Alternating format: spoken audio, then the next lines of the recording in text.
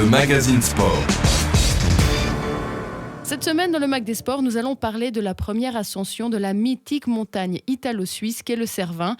Ascension qui a eu lieu jour pour jour il y a 150 ans. Et ouais, le 14 juillet 1865, le Britannique Edward Whymper et sa cordée atteignent pour la première fois le sommet du Cervin, situé à 4478 mètres d'altitude.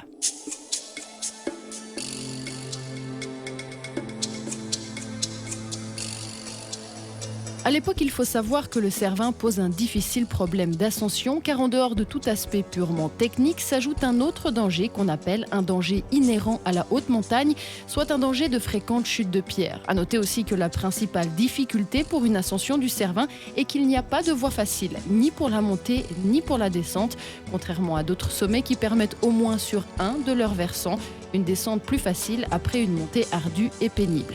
Mais revenons maintenant aux premiers essais de la conquête de ce mythique sommet. Tout commence en 1857 en Italie, dans le Val d'Oste, où débutent les premières tentatives en passant par l'arête du Lion.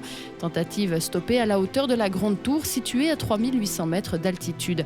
Quelques années plus tard, en 1860, c'est du côté suisse, en partant de Zermatt, que les trois frères Parker échouent sur l'arête du Hörnli, vers 3700 mètres d'altitude. Bien sûr, d'autres cordées tentent de s'imposer face au Cervin par plusieurs itinéraires possibles et imaginables, mais en vain.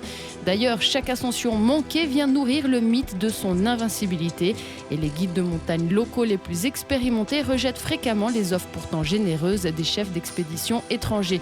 Il faudra alors attendre un groupe de 7 Britanniques emmenés par Edward Whymper pour que 2 guides ovalaisans acceptent de suivre l'Anglais dans sa conquête du Cervin le 14 juillet 1865. Retrouvez le magazine sport les vendredis, samedis et dimanches à 18h10 et du lundi au vendredi à 7h30.